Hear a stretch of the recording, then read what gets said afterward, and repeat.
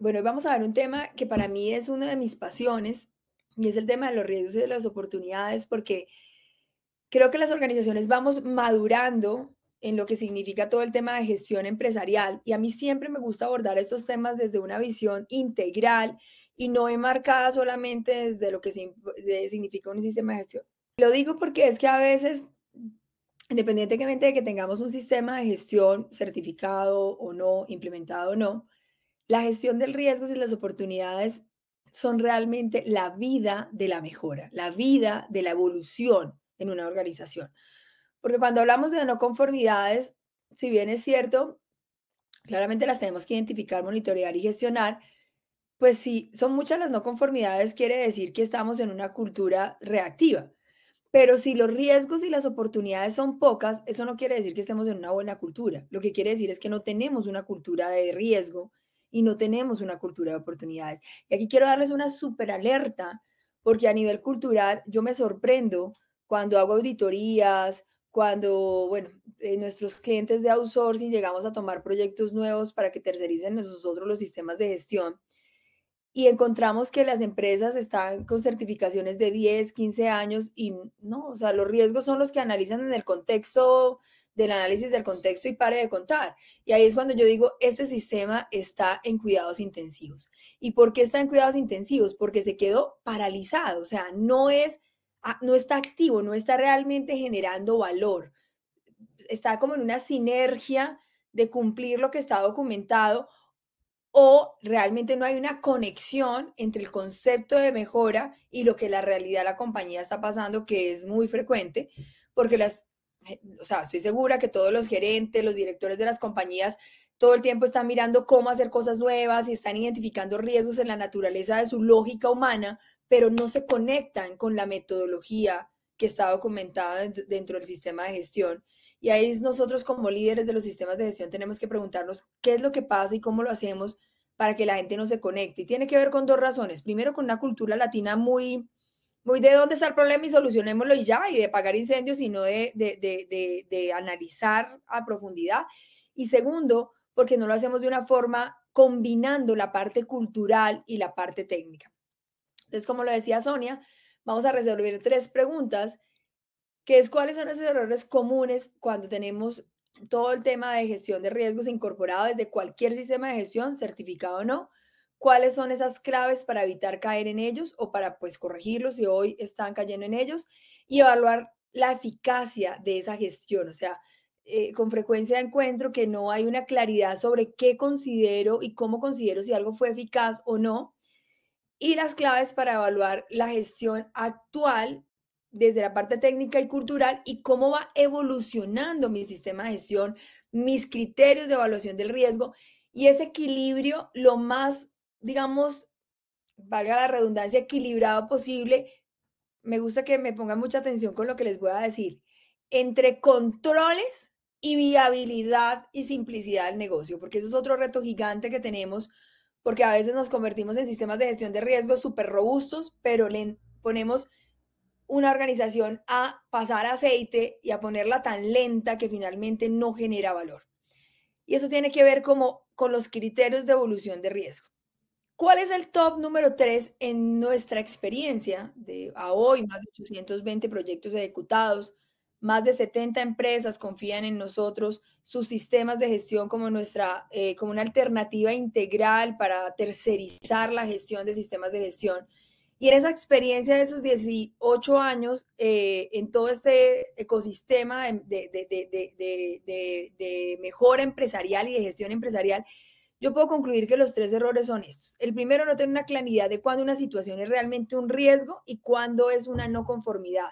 Hay una línea muy delgada y pues todos nos tenemos claros las definiciones, pero en la práctica la gente todavía patina como, venga, pero es que si esto ya se materializó, entonces es un riesgo o es una no conformidad, pero si ya materializó lo lógico es que sea una no conformidad. Entonces hoy les voy a dar como unas ideas de cómo realmente hacer esas divisiones, cómo realmente entender cuándo, aunque se haya materializado, puede reportarse como riesgo y cuándo definitivamente se debería reportar una no conformidad y ante todo qué sentido tiene hacerlo a nivel cultural y de generación de valor. Lo segundo, y creo que es el problema más grave, es no tener una cultura que facilite la identificación de no conformidades, riesgos y oportunidades. O sea, digamos que en lo general nosotros hablamos de riesgos, pero cuando uno va a las organizaciones no vive una cultura de riesgos. Lo tienen en un papel, se hace una reunión una vez al año, el líder de calidad, mejor dicho, puya a todo el mundo para que reporte los riesgos una o dos veces al año, pero no se ha creado un mecanismo cultural para que en los comités, en los espacios de seguimiento primario, en los indicadores, se haga una detección cultural de riesgo. Y les voy a compartir una metodología que nosotros utilizamos en nuestros clientes, que ha sido una metodología bastante efectiva para generar esa cultura.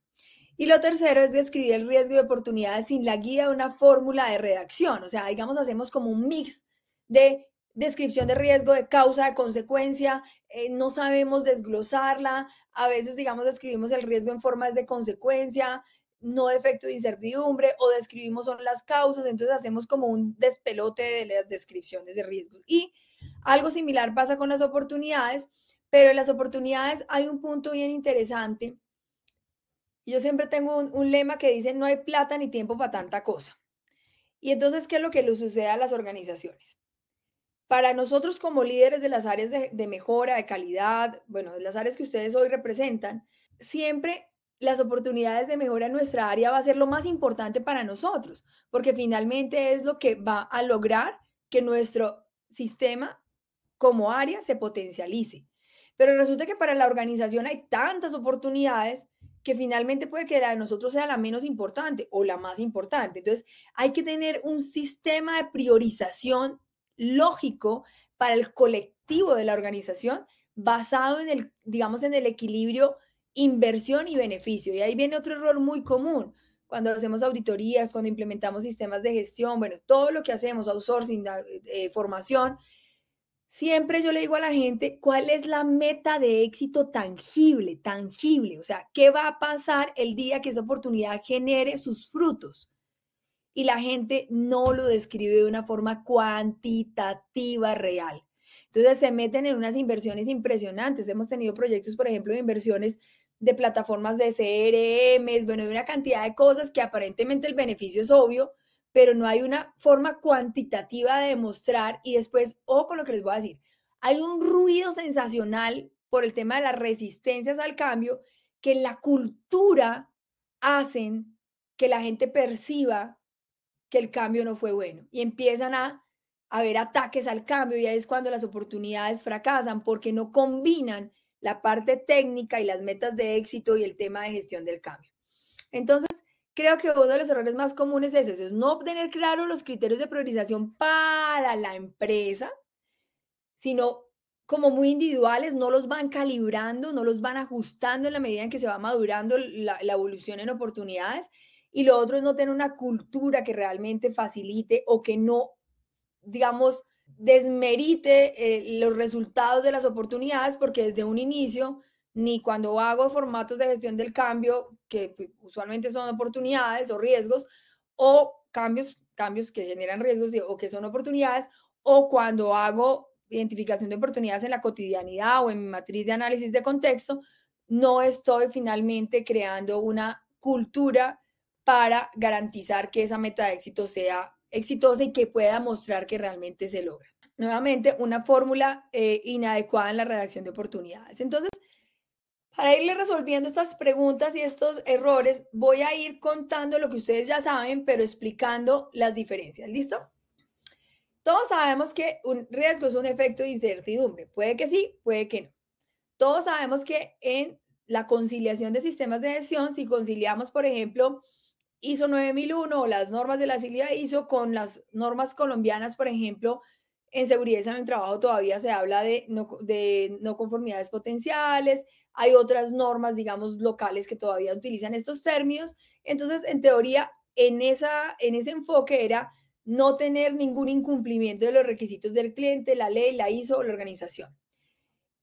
Y resulta que empieza como a generarse una cantidad de ideas que uno empieza a perderse. Uno dice, entonces, ¿cuándo reporto un riesgo o cuándo reporto esa situación como riesgo? cuando la reporto, por ejemplo, si es de seguridad en el trabajo como no conformidad potencial y como acción preventiva. Cuando, por ejemplo, también es un error muy común, no se los trae, pero posiblemente podemos hacerlo en otro escenario, cuando es una salida no conforme y esa salida no conforme será a la vez un riesgo o no.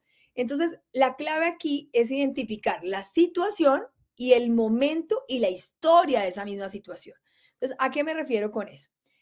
Voy a hacer un caso, nosotros trabajamos mucho, pues trabajamos en todos los sectores, pero nuestro sector más fuerte es el sector de los servicios, especialmente sectores regulados. Entonces voy a hablar del sector salud, que es un sector hiperregulado y que hoy obviamente está viviendo una crisis y en un riesgo grandísimo país. Entonces, digamos, en las prestaciones de servicios normales, por ejemplo, un riesgo muy común es las quejas reiterativas por falta de oportunidad en la atención de los servicios, ¿cierto? Es una situación que frecuentemente se presenta. Entonces uno dice, ¿esa situación es un riesgo? Pero si se presenta todo el tiempo, debería ser una salida no conforme porque es un entregable del servicio. O debería ser una no conformidad. Entonces, hay que analizar la situación en el histórico y en el futuro. Si esa situación se está presentando constante y frecuentemente y ya es algo que es un común denominador, claramente es una no conformidad, porque es algo que está incumpliendo frecuentemente. Pero si es una situación coyuntural que pudo haber sucedido por una, no sé, digamos, una enfermedad de un profesional que tuvo que ausentarse por X o Y situación, entonces uno podría decir, bueno, sucedió en ese momento, hay quejas por falta de oportunidad por ese profesional, pero no lo voy a reportar como una no conformidad porque el futuro no me dice que eso pueda seguir pasando porque tengo controles y la forma como tengo estructurado de mi proceso es el adecuado para que eso no pueda seguir pasando. Y adicionalmente el histórico también me muestra que eso no pasaba, o sea que yo puedo reportar esa situación porque es una salida no conforme, porque es un entregable malo como una salida no conforme. O sea, la puedo reportar como una salida no conforme, que siempre hay que reportarlo, y en esta situación, en este análisis también, cómo dejarla solo como salida no conforme. Pero si esa misma situación me dice, oiga, venga, resulta que es que este doctor es un doctor crítico que tiene una gran cantidad de agenda y nosotros no tenemos un backup y tenemos una concentración de agendas en pocos doctores, entonces yo veo mi futuro y yo digo, aquí hay un riesgo de que esto pueda seguir sucediendo, o sea, aquí hay un efecto de incertidumbre para que siga sucediendo. Y ahí es cuando yo documento esto como un riesgo que aunque haya sucedido una vez, no necesariamente es una no conformidad, porque aquí también viene un llamado, y yo soy muy, digamos, como crítica de esos auditores que son a rajatabla, que mejor dicho, ven una situación y ya todo es una no conformidad, porque el desgaste operativo para una organización de hacer un análisis de causas, de hacer un plan de acción para que no vuelva realmente a suceder y no sea simplemente un papel, es muy grande. Si uno hace bien las cosas, o sea, hacer una acción correctiva para garantizar y que sea eficacia es muy grande. Entonces, ahí digamos que la invitación específica para que no cometan el error de que una misma situación no se reporte como una cosa haciendo otra, es que hay que analizar el contexto del pasado y del futuro. Si el futuro tiene incertidumbre porque mis puntos de control y mi estructura operativa me muestra que esto va a seguir pasando, definitivamente es un riesgo. Y si mi histórico me muestra que esto ha pasado varias veces, o aunque no haya pasado varias veces, mi presente me muestra que es una realidad inminente y que realmente es tan crítica, que necesito levantar una no conformidad y el futuro es incertidumbre, pues lo levanto como una no conformidad. Aquí simplemente les quiero como resaltar esa presentación, seguramente ustedes lo van a tener, seguramente todas estas definiciones ustedes la tienen, pero aquí quiero resaltar una definición importante y es el concepto de apetito de riesgo. Este concepto para muchos es conocido, para otros no. A mí me gusta utilizar, digamos, como ejemplos coloquiales, como para que a uno no se le olvide. Y es, yo siempre digo que el apetito de riesgo es el sapo que yo estoy dispuesto a tragarme sin que me indigeste. O sea que, ¿qué quiere decir esto? Esto quiere decir que es la exposición a la incertidumbre que yo tengo la capacidad de mantener y de sostener sin hacer nada. sin hacer nada. O sea, el trago que me puedo tragar sin indigestarme. Y esto es un punto en el que las organizaciones tienen que empezar a calibrar, a calibrar esos criterios de apetito de riesgo. Porque lo que hacemos usualmente es decir, ah, no, más o menos mi apetito de riesgo está entre, por ejemplo, eso depende obviamente de la matriz de riesgo. Si es una matriz de 5 por 5 por 5, entonces entre todo lo que esté por debajo del 50.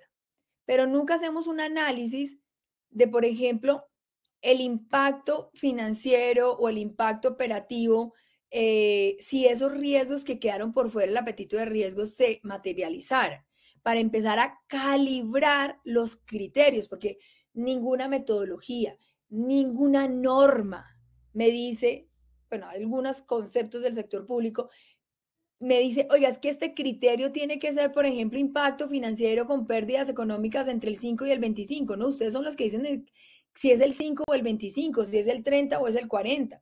Entonces, los voy a invitar a que este tema de apetito de riesgos lo trabajen y lo analicen en la trazabilidad de la evolución de la cultura de gestión de riesgos en sus organizaciones. Simplemente les traigo la definición de no conformidad porque quería hacer el comparativo entre cuando una misma situación puede llegar a ser una no conformidad y cuándo vale la pena que se clasifique como riesgo. Yo sé que para muchos de ustedes lo que yo puedo estar diciendo es una aberración o algo terrible frente a lo que supuestamente es el deber ser, pero yo me voy mucho por la práctica y por como tenemos tantos outsourcing y sabemos qué significa gestionar muchas empresas en sistemas de gestión y sabemos qué es pedir presupuesto y hacer planes de mejora reales, pues uno no tiene plata ni tiempo para que todo se clasifique como una situación en teoría catastrófica y grave que es una no conformidad. Porque cuando vas a hacer realmente el análisis de causas y cuando vas a hacer todo el plan de acción, no logras finalmente gestionarlo y evaluar la eficacia de forma real. Entonces, muy bien, aquí simplemente les dejo estas definiciones para que si quieren hacer un repaso en su ejercicio, pues lo puedan hacer. Los riesgos inherentes, ya saben que es el riesgo, digamos, intrínseco del servicio, el riesgo residual es el riesgo después de controles, el propietario del riesgo, aquí quiero hacerles un énfasis bien interesante y es que en el tema de riesgos hay algo bien lindo y es que el riesgo casi siempre se origina en un lugar, pero el responsable, o sea, se origina en un lugar, pero se impacta en otro. Entonces, por ejemplo, uno puede tener un riesgo de origen operativo, pero se impacta en el término financiero, por ejemplo, o viceversa. Tienes un riesgo de origen financiero, pero se impacta en la operatividad. Entonces, ahí es cuando uno dice, bueno, ¿quién es el propietario del riesgo? ¿Quién es el responsable de gestionar el riesgo?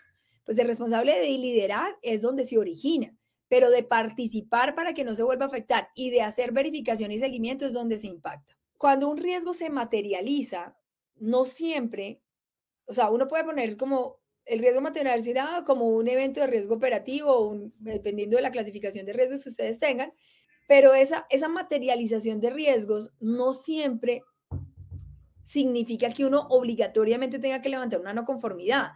¿Por qué? Porque ustedes pueden definir, o sea, yo sé que la norma literalmente dice una no conformidad es un incumplimiento de un requisito, punto. Y un incumplimiento de un requisito es una vez, dos veces o 100 veces. Pero en la práctica uno estaría lleno de no conformidades, porque sabemos que muchas veces incumplimos requisitos. Entonces, lo que yo siempre trato de hacer, al menos en la línea que damos de nuestros proyectos de outsourcing, es calibre la dimensión del impacto de la situación del riesgo y la probabilidad de que eso sea, digamos, muy frecuente y dependiendo de eso, clasifíquelo como un riesgo claramente materializado que simplemente requiere una corrección, o sea, como si fuera una observación, o clasifíquelo como una no conformidad porque hay que tomar acciones de forma inmediata. Hay un punto que la gente casi nunca tiene en cuenta y que tiene que ver con el concepto de continuidad del negocio o de la operación del proceso, que es el plan de contingencia. A mí me faltó una N, qué pena con ustedes. En el plan de contingencia, no me lo pide la ISO necesariamente, pero es algo que yo trato de invitarlos a que en sus matrices de riesgos, en los riesgos priorizados, lo activen. ¿Por qué? Porque si yo no tengo planes de contingencia, al final el impacto del riesgo va a ser muy crítico. Entonces, son cositas que pueden ir generando valor a esa estructura que hoy tenemos montada, que a veces es una estructura muy básica. La eficacia de los controles es otro punto interesante y es realmente cuando yo debería considerar que un control es eficaz cuando llevo ese control de apetitos de riesgo que están por fuera de mi apetito a los rangos de mi apetito de riesgo. Y ahí es cuando yo digo, bueno, definitivamente mis controles sí funcionaron. Hablando de oportunidades, sabemos que la oportunidad es un efecto o una situación que podría generar algo beneficioso y que finalmente ese beneficio tiene que estar medido en un indicador quali o cuantitativo de esa meta de éxito, como les hemos venido diciendo. El concepto de apetito de oportunidad no es un concepto que actuó común, es un concepto que nosotros usamos, que es el nivel de la organización espera asumir de la oportunidad. O sea, uno debe tener unos criterios de calificación de esa oportunidad. Oiga, ¿cuánto impacto financiero me va a generar? ¿Cuánto ahorro en tiempo operativo? ¿Cuánto beneficio a nivel de satisfacción? Y ahí viene un reto enorme, enorme, porque estos son supuestos. Cuando uno va y va a contratar un proveedor, por ejemplo, de un CRM o de un software, muchos proveedores no tienen digamos, como una evidencia técnica del beneficio. Otros muchos sí lo tienen. Entonces, en horas ahorradas, en beneficios generados cuantitativamente. Entonces, en lo posible, creen estructuras de matrices de priorización que les permitan cuantificar el beneficio y con ese criterio de cuantificación poder decidir si me meto o no me meto y no desgastar operativamente la organización en temas que no van a generar un beneficio. Y nuevamente, esos criterios tienen que ser corporativos, no por área, porque entonces muchas áreas terminan teniendo muchas micro oportunidades que si no tienen un impacto tan grande no hay tanto problema porque finalmente tienen la capacidad, digamos, de gestionarlo a nivel interno, pero ojo con lo que les voy a decir, sobrecargando la operación general y global. Y ahí es cuando entonces la vaina se vuelve, yo siempre le digo, la gente empieza en los sistemas de gestión a meterle cosas a la bolsa y a meterle cosas a la bolsa y no paran de meterle cosas a la bolsa y en algún momento la bolsa se revienta y a veces se revienta por donde más se necesita que no se reviente porque hay una cantidad de mejoras que supuestamente son muy buenas porque no están desde un criterio global, sino desde un criterio individual. Entonces, hay que cuidar mucho el desgaste operativo que cada mejora implica en el equilibrio perfecto entre costo y beneficio. ¿Y cuando considero ya definitivamente si una oportunidad es eficaz? Cuando este indicador de meta de éxito me mostró, me ahorré tantas horas, disminuí tanto el costo. ¿Dónde es el problema? Que no tenemos mecanismos de medición de línea base, sino que nos metemos a una oportunidad sin medir la línea base, así, a la loca. Uy, el Sutanito está haciendo eso, buenísimo, le fue re bien. Entonces yo también, ¿no? Hay que definir una línea base antes para poder saber realmente y preguntarle a los proveedores en cuánto me va a impactar, en cuánto me va a mejorar. Aquí les quiero compartir la campaña que nosotros manejamos, es una campaña que se llama Reinos, o algunos que integramos con seguridad en el trabajo la llamamos Reinosac. Y obviamente DOFA, Mastil-Pestel, bueno, la metodología que utilizan para hacer análisis de contexto, unificamos esos dos. Entonces, el análisis de contexto, cada año mínimo, claramente hacemos la reunión de actualización de análisis de contexto. Y en la cotidianidad tenemos unos formularios con codiguitos QR en cada computador, en cada puesto, en cada punto como crítico. Y hacemos obviamente unas campañas utilizando una metodología de gestión del cambio que se llama ProSci para generar una conciencia del reporte.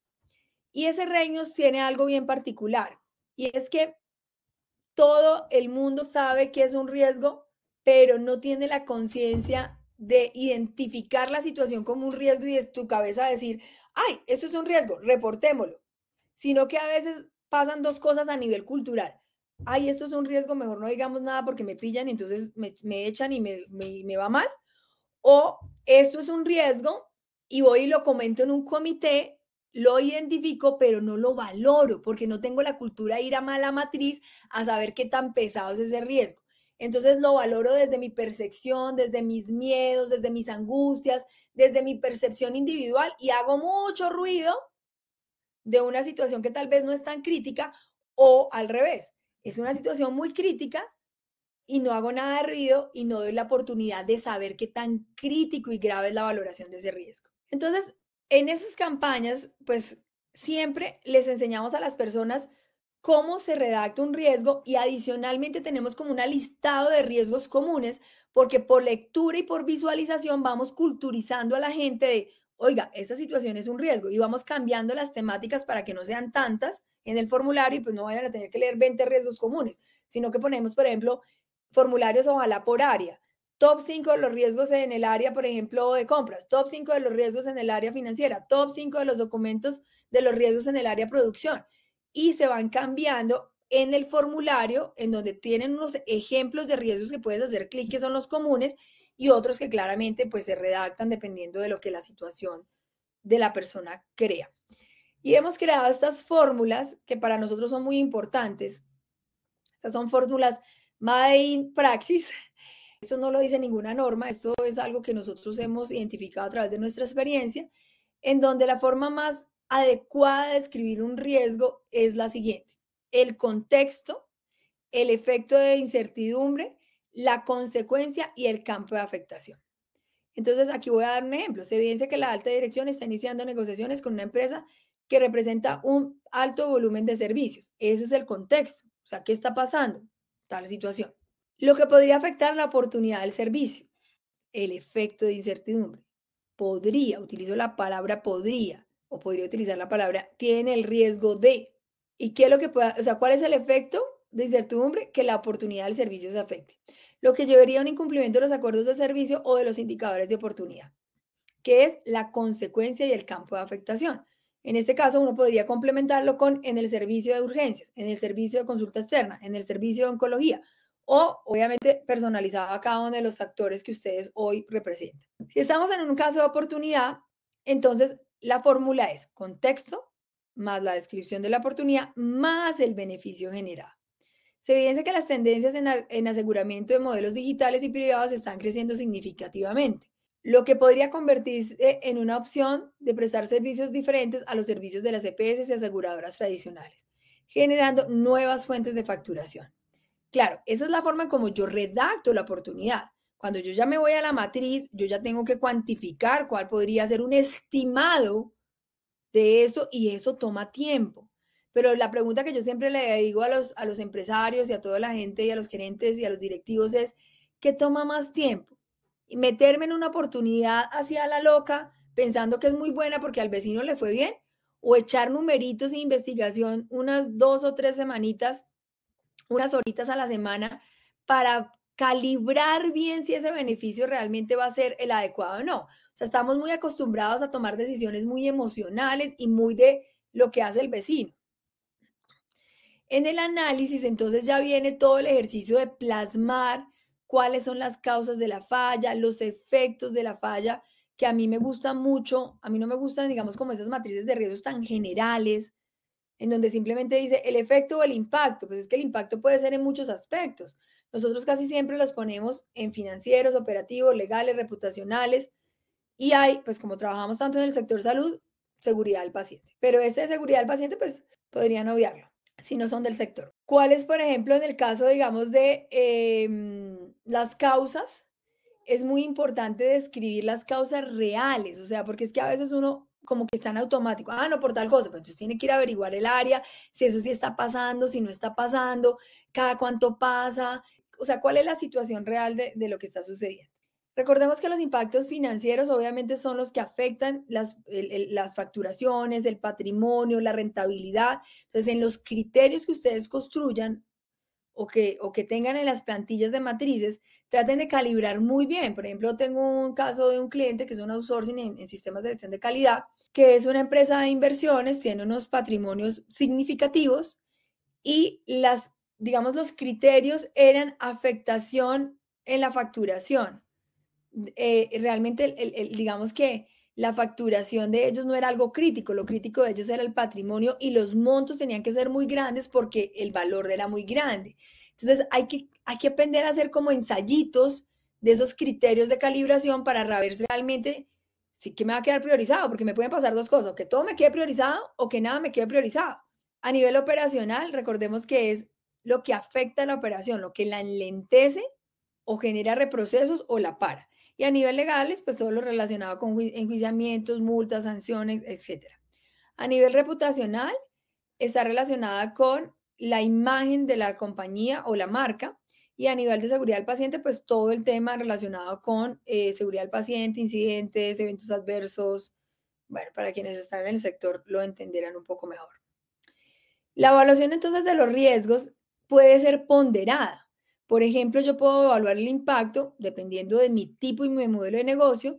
Por ejemplo, si estoy en el sector salud, nosotros le damos un 40% a seguridad del paciente porque es algo crítico, es algo que si yo no valoro, pues me puede dañar todo esto, me para la operación, me da impacto financiero, reputacional y legal.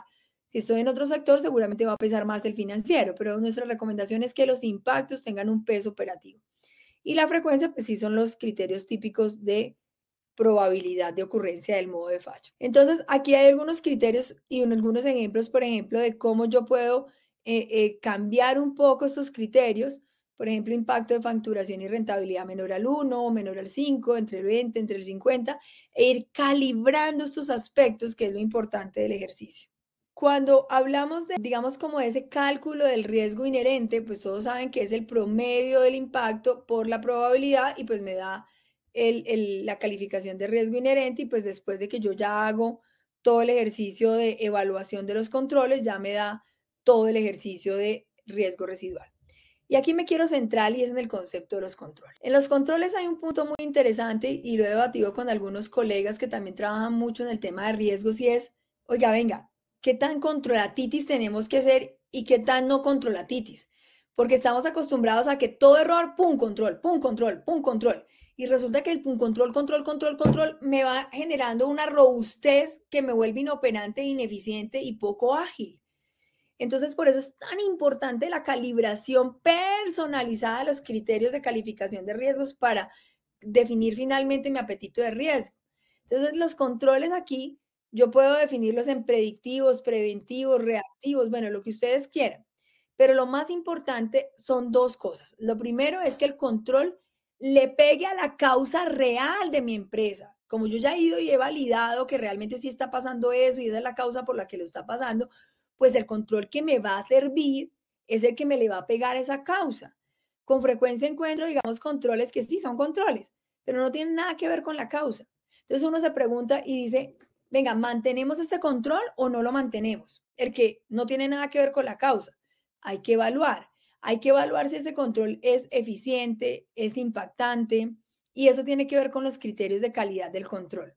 Claramente entenderán que no les puedo explicar todo esto al detalle porque tenemos muy poco tiempo, pero dependiendo de esa calidad de controles, tenemos que calificar la probabilidad de detección, o sea, qué tan eficientes son mis controles para pillarme el error en el momento de la materialización, antes de que se materialice o antes, porque todo es una línea de tiempo, ¿no?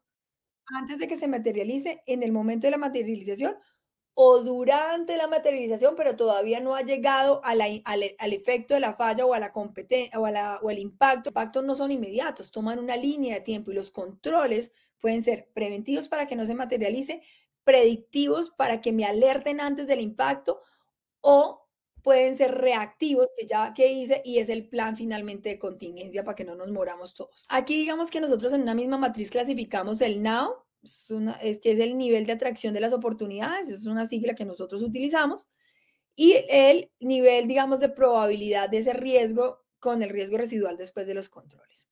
Y pues la típica matriz de calor del apetito de riesgo, tanto de las oportunidades. Aquí lo que yo les quiero aportar es, miren, esto no puede ser un copy-paste del vecino, ni una matriz plantilla. Esto hay que calibrarlo y medirlo y empezar a revisar si sí funciona o no funciona y cuánto me da, cuánto no me da. Todos saben que los tratamientos del riesgo son evitar, mitigar, compartir o transferir y asumir. Y la mayoría trabajan en mitigar probabilidad de impacto y casi siempre probabilidad, porque todos sabemos que mitigar impacto es muy complejo. Pero casi ninguno trabaja en un modelo predictivo de evitar. ¿Y cómo se maneja un modelo predictivo para que mi diseño operativo de un proyecto, de un proceso, en general de la organización digamos, controles predictivos? Pues definitivamente con una matriz como el ANFE, que es una matriz proyectiva frente a una situación. Esto ya es como la clasificación del apetito de riesgo y simplemente aquí es como un ejemplo puntual del tema de formatos. El último tema que quería hablar era de la evaluación de la eficacia. Claro, nosotros tenemos un riesgo residual. Si el riesgo residual está por fuera del apetito de riesgo, ¿qué hacemos? Nuevos controles. Y resulta que esos nuevos controles, en teoría, pues deberían bajar ese apetito de riesgo a niveles de aceptación. Entonces, lo que hay que hacer es volver a evaluar el riesgo residual después de esos nuevos controles. ¿Cada cuánto? Pues depende. Yo recomiendo que mínimo cada 6 meses, mínimo una vez al año. ¿Qué es lo importante? Lo importante es que ustedes tengan claro que si está por fuera del apetito de riesgo, es porque ya definitivamente va a ser, ojo con lo que les voy a decir, más costoso el control que el impacto del riesgo. O no está bajo mi control porque es algo externo, por fuera de mi organización, que no puedo controlar y que igual lo tengo que asumir, pero ahí es cuando, pin, alerta, tengo que montar un plan de contingencia. Y es de una u otra forma lo que hoy le está pasando al sector salud. O sea, hoy no hay un plan de contingencia para el declive de lo que está sucediendo realmente estructurado y para todo lo que está posiblemente por venir.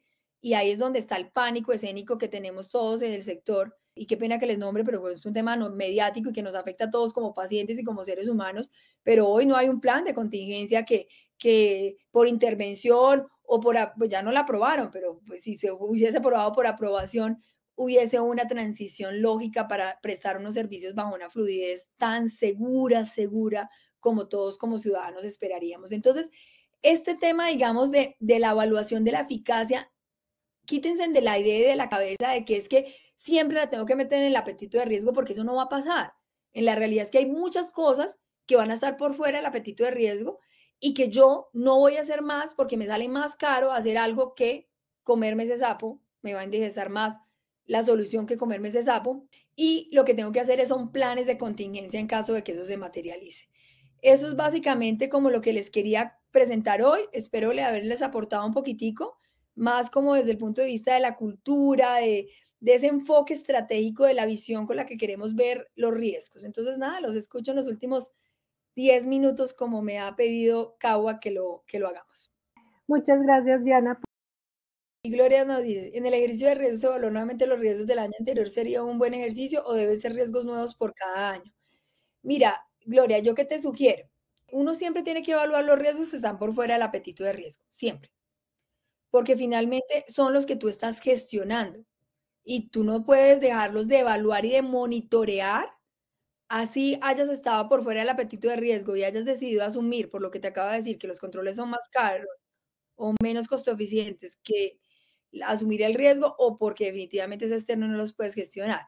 Entonces, solo evalúa los que están por fuera del apetito de riesgo. El resto los mantienes controladitos. Lo que sí puedes hacer es en las auditorías internas revisar que esos controles, ojo con esto, en las auditorías internas, revisar que esos controles que tienes de los riesgos que están dentro del apetito de riesgo sí estén siendo realmente gestionados. La de Álvaro José Reyes, cuando se escoge como control un documento, procedimiento, formato, ¿realmente es un control eficaz? ¿O en el ejercicio de identificar los controles deben ser más enfocados a los conocimientos de los trabajadores, software, entre otros? Uy, Álvaro, esa pregunta es una pregunta muy general, o sea, yo no te podría decir si sí o no. ¿Cuál es mi lectura? Mi lectura es que los controles tienen que ser simples, prácticos y tecnológicos. ¿Por qué? Porque los formatitis a todos nos tienen hasta el tope. O sea, todo el mundo llena un control y ahí tienes que revisar algo, Álvaro, y es la probabilidad de que ese control se vuelva en una plana o que realmente ese control evidencie que se ejecutó. Porque yo puedo llenar una plana por llenarla, como me pasa a mí con los outsourcing, que me empieza a dar un infarto cuando veo llenando la plana del control de temperatura al final del mes de los medicamentos, o cuando veo llenando la plana de la gestión de los residuos al final del mes. O sea, eso no tiene sentido. Entonces, siempre los controles tienen que ir acompañados de cultura y de seguimiento a la adopción con sentido. Entonces, o sea, los controles son de todo tipo, formatos, cultura de trabajadores, software, pero ¿cuál es mi invitación, Álvaro? Que lo hagas lo más simple y lo menos complicado posible. Lo más simple, y hay una cosa muy importante y que yo ahora en los outsourcing estamos trabajando mucho como modelo de outsourcing, y es la cultura, o sea, darle más peso a la cultura que al proceso. porque vale más una cultura de convencimiento de hacer las cosas que 1000 formatos. Bueno, aquí va la otra pregunta, Te mi amor. leo la siguiente. ¿Cómo definir e identificar los controles para los riesgos? Bueno, mira, pues definir, identificar los controles para los riesgos están directamente relacionados con la causa. O sea, siempre pregúntate, ¿cuál es la causa? Mi causa real, no la del vecino, no la que todo el mundo conoce, no, ¿cuál es mi causa? Y para eso se necesita investigar y no suponer. Y eso es uno de los errores que, mejor dicho, a mí me ha costado sangre. Quiero decirles que a mí me ha costado sangre crear esa cultura en nuestros clientes, porque tenemos una cultura de centralización de los sistemas de calidad, de que calidad es el responsable de los planes de mejora. Entonces, ¿qué hace el de calidad? Pues con tal de que le salgan los berracos planes de acción, supone de lo que él percibe y anota los causas y escribe y que habla de formato y pasan y están certificados con no conformidades cero, riesgos cero. Cuando uno va a ver internamente, no hay cultura, no hay impacto. Entonces, la respuesta es, los controles tienen que estar atados a las causas de los riesgos reales. Luis Gabriel, ¿puedes evaluar controles de proveedores, especialmente el SGCI? Claro, claro que puedes evaluar controles de proveedores, tú los defines en tu evaluación de proveedores, lo defines en tu estructura operativa de procesos, porque eso es otro error muy común. Lo que pasa es que, uf, madre, nosotros somos tan poco tecnológicos en nuestra estructuración de procesos, pues no todos, pero muchas empresas, que eso apunta de manualidad muy berraco, realmente tener un control real. Porque ¿qué le pasa a uno con el proveedor? Uno con el proveedor, si la última semana le fue re mal, y esta semana me tocaba la evaluación del proveedor, pues lo califiqué en la inmunda. Y puede que el pobre proveedor el 80% de las veces estuvo súper bien, pero percepcionalmente en mi cabeza yo solamente tengo lo que pasó la última semana y no tengo ningún mecanismo cuantitativo que me diga cuántas entregas ha tenido a tiempo, cuántas entregas ha tenido sin rechazo. Entonces caemos muy en la percepción, pero sí, claro, o sea, sería ideal que tú pudieras sacar un reporte del software si te lo entregó a tiempo o no y de una forma objetiva hacer la calificación, claro. Bueno, otra pregunta es, ¿la oportunidad siempre debe estar ligada a un riesgo? Ah, qué buena pregunta. Eso es una cosa que yo he visto mucho en el mercado, que siempre un riesgo supuestamente genera una oportunidad. Yo no lo manejo así. Yo lo manejo que las oportunidades son oportunidades y los riesgos son riesgos. O sea, claramente los riesgos son riesgos. A ver, los riesgos son riesgos positivos y negativos. Los positivos son oportunidades, los negativos son, pues, lo que todos llamamos riesgo, ¿cierto? Pero yo veo matrices, por ejemplo, que dice riesgo y al frente oportunidad, o oportunidad y al frente riesgo, que me parece incluso más válido. Pero la pregunta es, güey, madre, o sea, si escasamente tengo tiempo y cabeza para sacar los riesgos más críticos, ahora a cada riesgo le voy a sacar una oportunidad, tengo plata y tiempo para tanta vaina. O sea, nosotros en Colombia y en Latinoamérica no somos tan robustos operativamente para llegar a ese nivel de especificidad. Si ustedes como compañía lo son, fantástico, síganlo haciendo. Pero traten de hacer un poco más realista el ejercicio, porque en la realidad eso no tiene uno ni plata ni tiempo para tanta cosa. Otra es, ¿cuál es la manera correcta de identificar nuestro apetito de riesgo y dónde se puede documentar? Hay una y dos preguntas que hablan de eso. Ok, miren, probando y ensayando, o sea, validando los criterios, validando los criterios. Y ahí vas madurando, porque ¿qué pasa? Eso es un ejercicio tan fácil. Nosotros llevamos con varios clientes muchos años de outsourcing, 10 años, 12 años de outsourcing. Entonces uno va empezando con criterios de riesgos más laxos, porque no todo me queda priorizado, va apretando, va apretando, va apretando, y hay un punto en el que uno ya no aprieta más. ¿Por qué ya no aprieta más? Pues porque ya es desgastar a la organización. ¿Y uno cómo hace para leer eso? Eso se llama experiencia y ensayo-error, ensayo-error. Hay momentos en los, a mí me pasa, por ejemplo, con organizaciones. Hay organizaciones que no, que uno dice, no, no tengo ningún riesgo.